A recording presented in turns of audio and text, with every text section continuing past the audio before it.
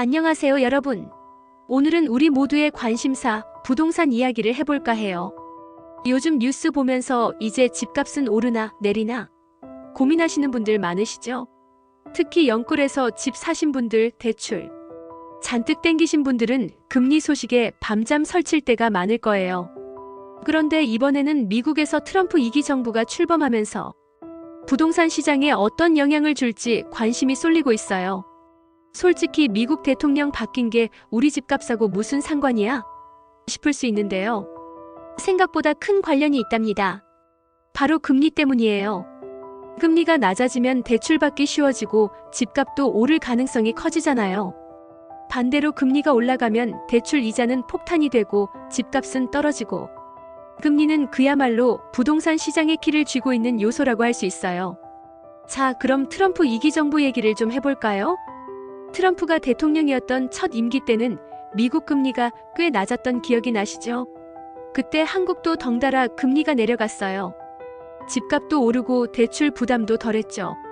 그런데 지금은 상황이 좀 달라요. 우리나라 기준금리가 3.0%로 올라가면서 이미 고금리 시대에 진입했거든요. 그런데 트럼프 2기 정부가 금리를 또 낮출 가능성이 높다는 전망이 나오고 있어요. 트럼프는 경제 살리겠다는 공약을 내세운 만큼 경기 부양을 위해 금리를 인하할 가능성이 크다고 보는 거죠. 만약 미국이 금리를 내리면 우리나라도 따라갈 가능성이 커져요. 대출 이자 부담이 줄어들면서 다시 부동산 시장이 반등할 수도 있겠죠.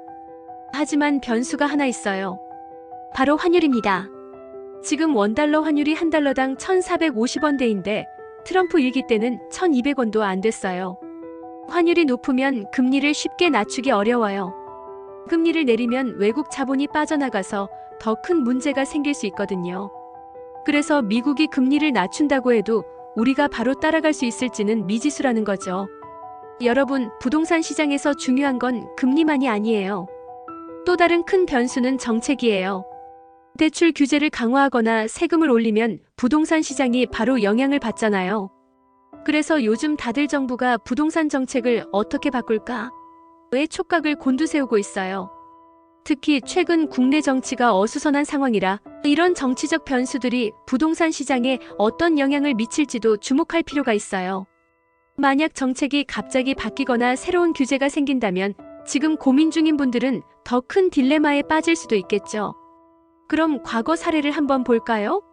트럼프가 처음 대통령이 된 2017년 한국 기준금리는 1.25%였어요. 그런데 팬데믹이 터지면서 경제를 살리려고 금리를 0.50%까지 확 낮췄죠. 그때 대출이 쉬워지면서 집값이 크게 올랐어요. 집을 가진 사람들은 신났고 없는 사람들은 발을 동동 굴렀죠. 그런데 지금은 상황이 완전 달라요. 금리는 이미 높은데 물가는 오르고 경기는 둔화되고 그야말로 진퇴양난인 거예요. 금리를 올리자니 경기 침체가 걱정이고 낮추자니 자본 유출이 문제고, 이 와중에 영끌족들은 이자 부담에 허덕이고 있으니 상황이 녹록지 않은 거죠. 그럼 이제 가장 중요한 질문. 지금 집을 팔아야 할까요? 아니면 버텨야 할까요? 사실 이건 누구도 정확히 답을 줄 수 없어요. 하지만 몇 가지 포인트는 있어요. 만약 미국이 금리를 내리고 우리나라도 그 흐름을 따라간다면 대출 이자 부담이 줄어들고 집값이 다시 반등할 가능성이 있습니다. 반대로 금리가 계속 높은 수준을 유지하거나 대출 규제가 더 강화되면 집값이 더 떨어질 수도 있어요. 결국 금리와 정책이 집값의 향방을 결정짓는 열쇠인 거죠. 자, 여러분은 어떻게 생각하시나요? 지금 집을 팔 타이밍이라고 보시나요? 아니면 그냥 버티고 기다려야 한다고 보시나요? 댓글로 여러분의 생각을 나눠주세요. 그리고 오늘도 끝까지 함께 해주셔서 정말 감사합니다. 구독과 좋아요, 알림 설정은 사랑입니다. 다음 영상에서 또 만나요.